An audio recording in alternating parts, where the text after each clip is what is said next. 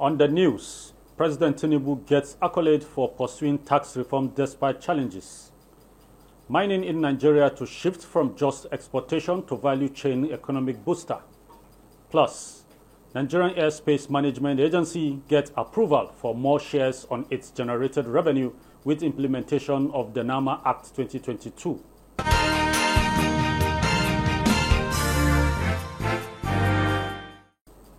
Good evening and welcome to NTA Parliamentary News, reaching you from the nation's capital, Abuja. I am Abubakar Galadima.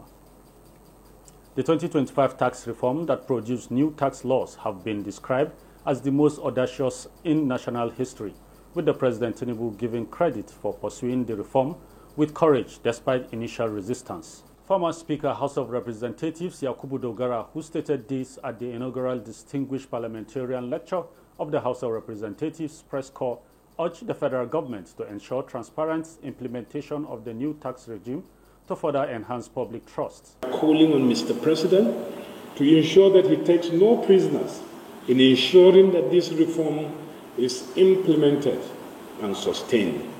This is a legacy that will impact generations after us and cement President Tinubu's place in Nigeria's history as the undisputed most consequential economic reformer of our time. Government cannot know the one that is taxable in your account different from the one that's not taxable. The onus is still on you to declare to government. And that's why government say you should self-assess yourself. So what we are saying is that no government will go to your bank account and debit it. No, it's not going to be.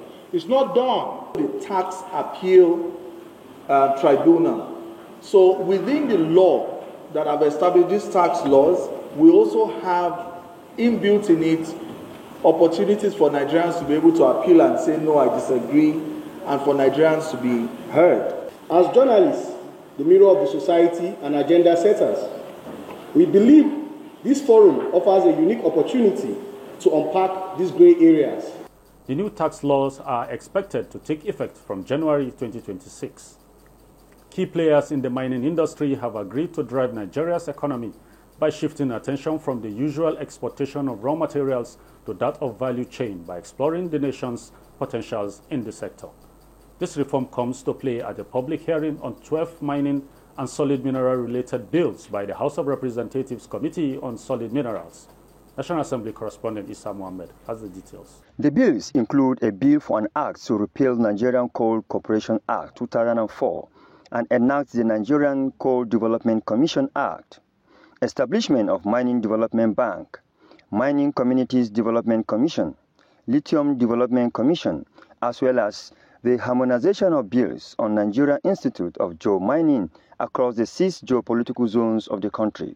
The other thing that is necessary for us in the sector is to have this strong collaboration between the industry, government, and the academia, those in research. If we could achieve it with the host community for the PIA, I see no reason why we cannot achieve it for host communities of mining areas. A precedent has been set. And I know the Renewed Hope administration of President Ahmed Bola Tinubu is very responsive when it comes to the welfare of citizens. Speaker Abbas Tajuddin, in his message, urges stakeholders to add value to the bills by redefining approaches to exploration, job creation, transfer of technology, and industrial knowledge to boost Nigerians' GDP. The bills to establish multiple federal institutes of mining and geosciences across various states are a testament to our commitment to building the intellectual and technical capacity required to harness our mineral wealth. Participants believed that the public hearing gave them the opportunity to contribute in repositioning the sector. From the National Assembly, Issa Muhammad, NTA News. The House of Representatives Committee on Aviation has made a case for the Nigerian Airspace Management Agency, NAMA, to get more than the present approved 22% share from its generated revenue, alongside the immediate implementation of the NAMA Act 2022 for optimal performance. This was the focal point at the ongoing 4-day retreat for the committee in Abuja. National Assembly correspondent Joshua Ogunjide reports. Themed Emerging Trends in Global Aviation, Sustainability Technology, and Digital Transformation. Discussions centered around the airspace management, legislative oversight, and other stakeholders' engagement. Our goal is to develop actionable plans and reinforce priorities that enhance aviation safety, infrastructure, and regularity compliance. Presenting the 22% allocation to the agency as a far cry from the resources needed to meet its needs, the agency and committee members called for the immediate implementation of the NAMAS Act 2022 by ensuring the cessation of the 50% deduction at source from NAMAS IGR. We have invested hugely in procuring instrument landing system, surveillance system, communication system, and yet we keep modernizing, we keep moving with the technology so that we will not be left behind, and yet you are still paying us peanuts. These key players agree will form a significant enabler for infrastructure modernization, urgent resolution of the obstruction evaluation fee challenge, as well as the review of air navigation charges, among others.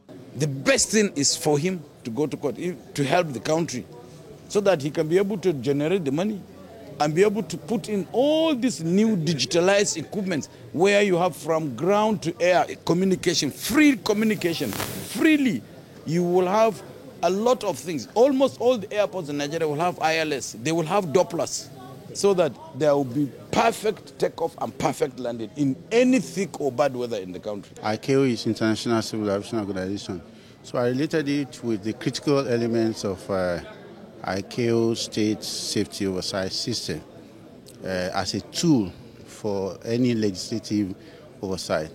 Speakers added that NAMA must modernize its infrastructure and invest in cutting-edge technology like performance-based navigation, PBN, satellite-based augmentation systems, SBAS, and digital aeronautical information management systems in line with best global practice.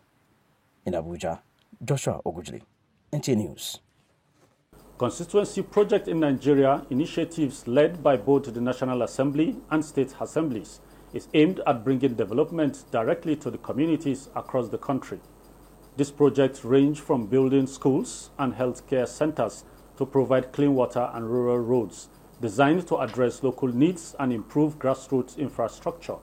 However, while these projects have great potential to transform lives, they often face challenges, both such as delays, poor implementation, and oversight issues. Today we will delve into how these projects work, the roles of our legislators, and what needs to be done to ensure they truly benefit the people they are meant to serve. Joining us to shed light on this vital subject is Friday Oko Nnamani, Special Advisor to the Chief of Staff, Office of the President of the Senate. You're welcome to Parliamentary News. Okay. Sharing from your experience and knowledge in legislative business as an aide in the National Assembly, what does constituency project implies? Actually, constituency projects, many people outside don't understand the concept of this constituency project. Because you often hear people say, you see all these lawmakers, they gave them money to go and develop their places, their areas, that they put the money in their pockets. See, and all these monies they talk about are monies budgeted for constituency projects. And I can tell you this for free. Lawmakers don't access constituency projects money. The funds don't get to them. They don't get the funds. The idea of constituency project is that as a lawmaker now, you are the executive gives you the privilege to attract projects to your constituency, to your senatorial district, for the benefit of your people, the people that voted you into office. But those projects are domiciled in government MDAs and agencies. they are the ones that receive these monies, and they are the ones that execute the projects. The only thing the lawmaker can do is just to make sure that these projects are executed, just by way of oversight. What is the procedure for lawmakers to carry out constituency projects? Okay, I'm sure before now you already know that 5% of the federal government budget allocation presented by the executive is what is allocated to the National Assembly, just 5%. So what they now do is that this 5% will be shared between the Senate and the House. So it is what you get from that 5% as lawmakers. That is what you will now build some projects into. Assuming, for example, if you are a senator, for instance, and 2% of the 5% envelope is allocated to the Senate, the senators will now share whatever in the envelope amongst themselves. If your own is 200 million naira, for example, you will look for projects of 200 million naira, build it into that amount. Domicile it in any of the government MDAs. Of course, you know that every lawmaker has aides who will now monitor the implementation of those, the budget. So your own is just to watchdog the agencies to make sure that this 200 million naira allocated to my principal that is domiciled in so agency, that the project is executed to the letter. How best can Nigerians hold their representatives accountable for constituency projects? Freedom of Information Bill, every lawmaker's projects are in the open. The budget is a working document that can be accessed by any constituent. You can pick the budget, go,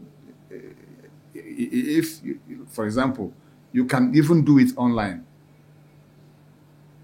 If you go online, type your constituency, fair constituency or senatorial, your constituency will pop up, and you will see whatever is allocated as constituency projects to your place.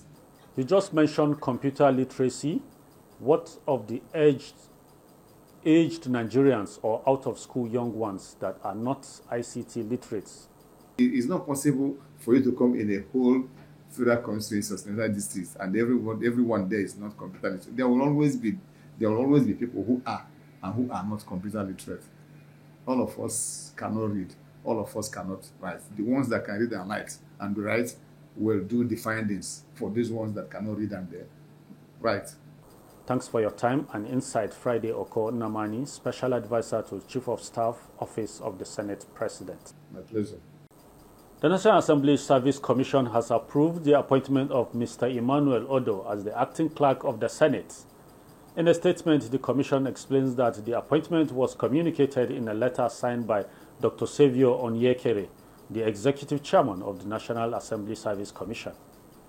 The statement added that Odo's appointment was in recognition of his hard work and administrative competence and urged him to work hard to uphold the confidence the Commission reposed on him.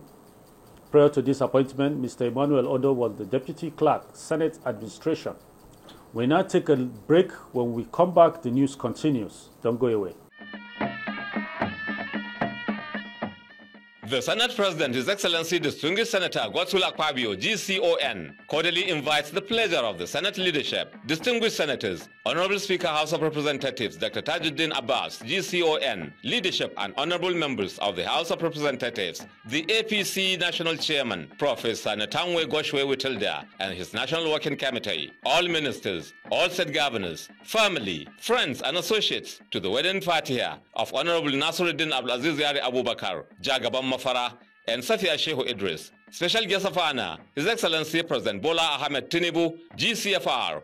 Guest of honor, His Excellency Vice President Kashim Shatima, GCON. The wedding Fatiha will take place at Sultan Bello Jumat Mosque, Ngwasarki, Kaduna, on Friday, 19th September 2025 by 1:30 p.m. Announcer, Dr. Lawal M. Liman Gabdan Kaura, Chairman, Senator A.A. Yari Political Organization, and Chairman, Governing Board, Ahmadu Bello University Teaching Hospital Zaria, Kaduna State.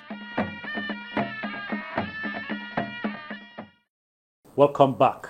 The Southern Caucus of National Forum of Former Legislators have commended the innovative reforms of the federal government and reiterate commitments to promoting unity, peace, and prosperity of the country. The former legislators from 17 southern states gave this position at a summit held in Abuja, Ogun State, with the theme National Unity, Bedrock of Nation Building, convened by the Chief of Staff to the President, Femi Gbajabiamila. Parliamentary correspondent Yemi Dalemo reports. The summit is a reunion of sorts for the former National and State Assembly legislators, including councillors from local governments, with opportunity for networking and commitment to issues of peace, unity and prosperity of the country. Speaking on the imperatives of the gathering, the Chief of Staff to the President and former Speaker, House of Representatives Femi Gbajabiamila, and the national coordinator of the summit, Raphael Ibokwe, note that nation building is a joint task, urging every stakeholder to join hands and support the President Bola Tinubu administration, especially with the various reforms that's putting the nation on steady development, re-engineering development, and economic transformations. This summit is an exceptional opportunity for friends, former colleagues, and patriots who are committed to the promise of Nigeria to jointly consider the various ways we might individually and together support President Bola Ahmed Tinubu in implementing the long-delayed economic, political, and structural reforms. As a body, we are committed to issues that will promote the peace, unity of our dear country, and also entrench democracy. Ogun State Governor Dapo Abiodun, former speakers of the House of Representatives, and others commended the innovative reforms of government, which include the establishment of regional development commissions, local government autonomy, student loan scheme, and the regulation of electricity sector. Sustain the renewed hope agenda and build the nation of our dreams. I align myself with the chairman of Northern Forum, former legislators, Honorable Rufai Chachangi, and the erstwhile Speaker, Right Honorable Patricia Ete. The South must finish its 8 years. We should appreciate the fact that without legislative arm of government, no politics. Let us rise from here with the undying resolve to build a nation that stands not just on maps, but as a testimony to the world of what unity in diversity can truly accomplish. Work in unity to lay a solid foundation for the growth of our nation, because it's only when we are together, when we understand ourselves, that we'll be able to grow the nation. This is a unique event. It's a gathering of people not only with legislative experience, but with electoral experience. While commending the patriotic courage of the Northern Caucus of the Forum, the Southern Caucus of the National Forums of Former Legislators urged Nigerians to pursue courses that will promote national unity and firm the foundation of nation building. In Abuja, Yemi Dalemo, NTA News. We now take a trip to our state houses of assembly, where the Benue State House of Assembly has dissolved principal officers of the House and appointed some members in the interim to oversee the affairs of the House. The affected principal officers are the Majority Leader, Setia Tise, Majority Chief Whip Peter Ipusu, Deputy Majority Leader Douglas Akaya, Deputy Majority Whip Cyril Ekong, Minority Leader Moses Obodo, amongst others.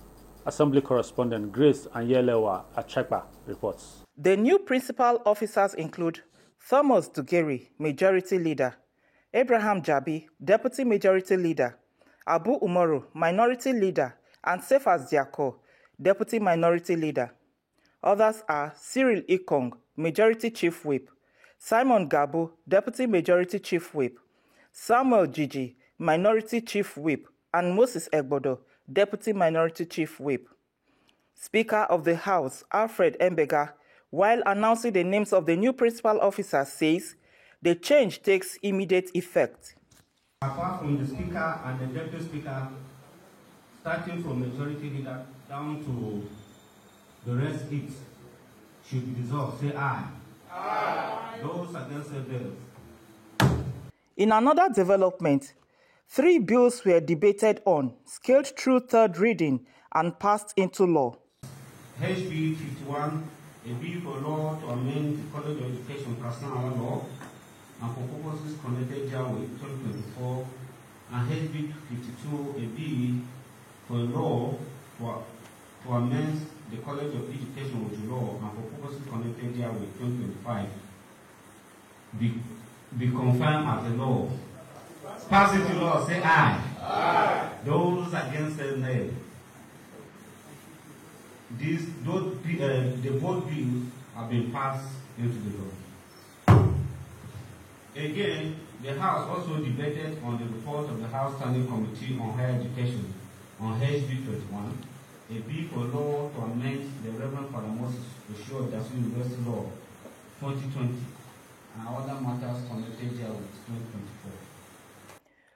Also during plenary, a report by the House Standing Committee on Human Health and Services and a bill for a law to make provision for the establishment of Benue State College of Nursing and Midwifery, Makudi 2024, was presented on the floor of the House for legislative action by a member representing Kwande West and Majority Leader Thomas Dugeri.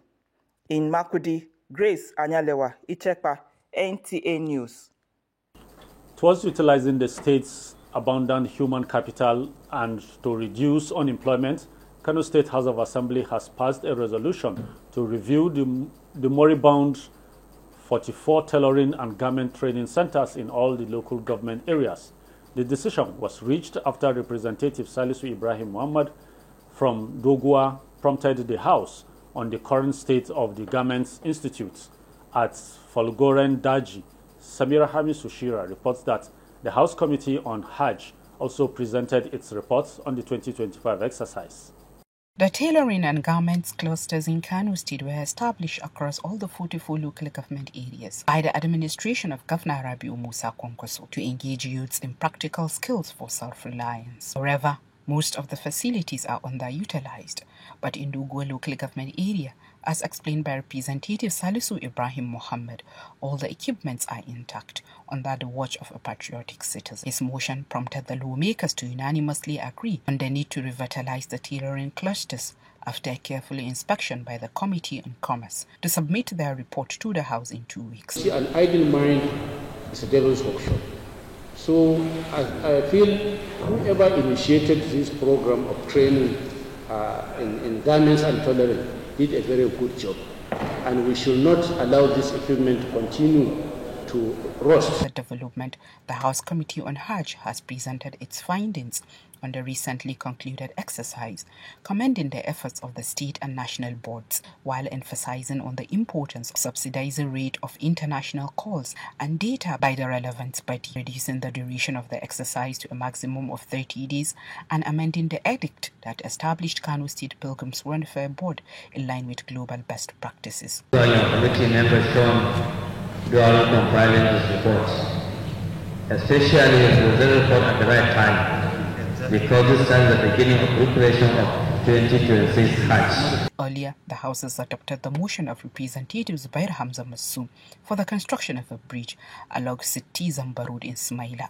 by the state government, an urgent need of upgrading Yako Dam, a motion sponsored by Usman Tasiu Abubakar of Kiru constituency. From the Kano State House of Assembly, Samira Hamisoshera, NTA News.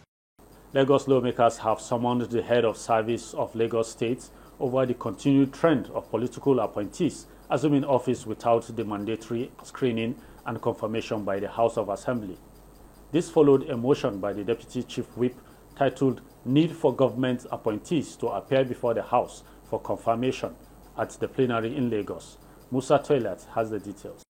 The motion stems from sections 126 and 198 of the 1999 Constitution of the Federal Republic of Nigeria as amended, which clearly stipulates that certain public officers appointed by the executive must not assume office until they have been screened and confirmed by the legislature. The constitutional duty of the House is to exercise oversight and ensure that only persons of integrity, competence, capability, and impeccable character are confirmed to hold such public offices.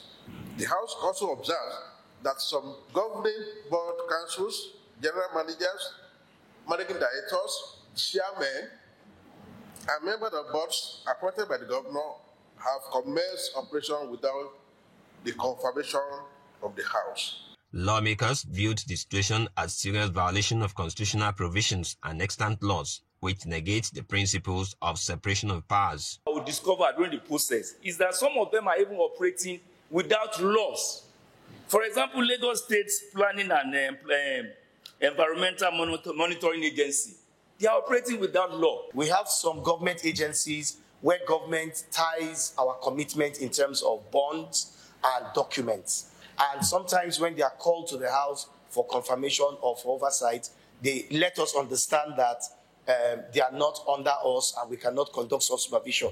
Some legislators believe that appointees who did not go through the legislative screening and confirmation processes should be stopped from occupying their present positions. Anybody who wants to take positions knows that he's owing public trust and must be able to stand and appear for scrutiny. It is for all Lagosians and all interested parties, stakeholders, to also view and see the personality we are placing in different positions. There are those who see the situation as an insult to the legislative arm of government and a threat to probity and accountability in governance. We are appropriating money for you to spend. This is public funds that you are spending, and we don't even know you. Lastly, they don't even respect this honorable house because they have not appeared before us. When we look at what we resolved to on 1C, that direct the Accountant General to stop the payment of salaries and all those things, those ones that they have collected, they must refund it, since they did not follow the due process. So that one, they must return that one. Speaker Right Honorable Mudashiru Ajayi Obasa said the head of service who continues to issue appointment letters without recourse to the legislature bears full responsibility for the violation. That to call on the governor to direct the same head of service to withdraw the letters issued to them and stop them from parading themselves as head of any of these agencies. These people, the MDs, annually during fiscal year, we allocate money to each one of them. And now do we allow people that we don't know, we have no relationship with, we cannot even identify, be in charge, expending public funds. He therefore directed that the head of service, Bode Agogo, be summoned to appear and provide explanations. In Lagos, Musa Tolian, NTA News. That concludes the news on NTA Parliament. You can follow us on our social media handles showing on your screen. Thanks for watching and have a pleasant evening. I am Abubakar Galadima.